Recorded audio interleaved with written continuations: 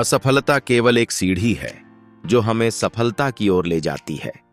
जो व्यक्ति अपनी असफलताओं से सीखकर आगे बढ़ता है वही असली विजेता होता है।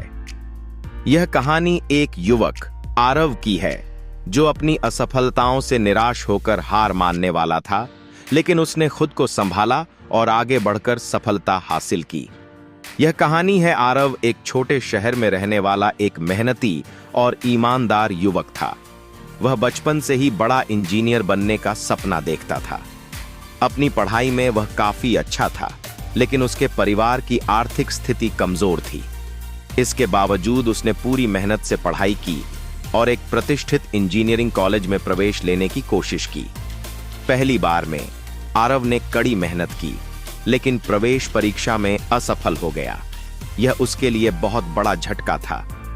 उसने सोचा कि वह योग्य नहीं है और शायद उसका सपना कभी पूरा नहीं होगा।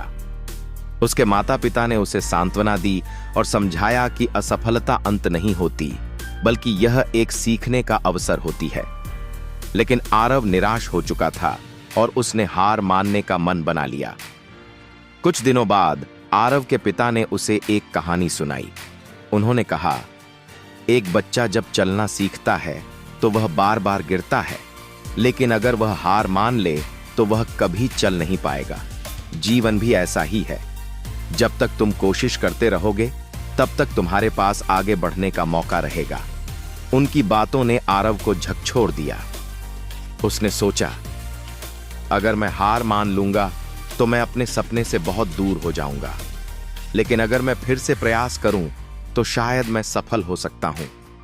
आरव ने अपनी असफलता से सीखा और अपनी गलतियों को सुधारने में जुट गया। उसने अपनी कमजोरियों को पहचाना और उन्हें दूर करने के लिए एक नया अध्ययन योजना बनाई। इस बार उसने और भी अधिक मेहनत की, खुद को अनुशासित रखा और अपने आत्मविश्वास को बनाए रखा। अगले वर्ष उसने फिर से परीक्षा दी। इस बार वह सफल हुआ और उसे अपने सपनों के कॉलेज में प्रवेश मिल गया। यह उसकी जिंदगी का सबसे खुशी का दिन था। उसने महसूस किया कि अगर वह पहली असफलता के बाद हार मान लेता तो वह कभी यह सफलता नहीं पा सकता था।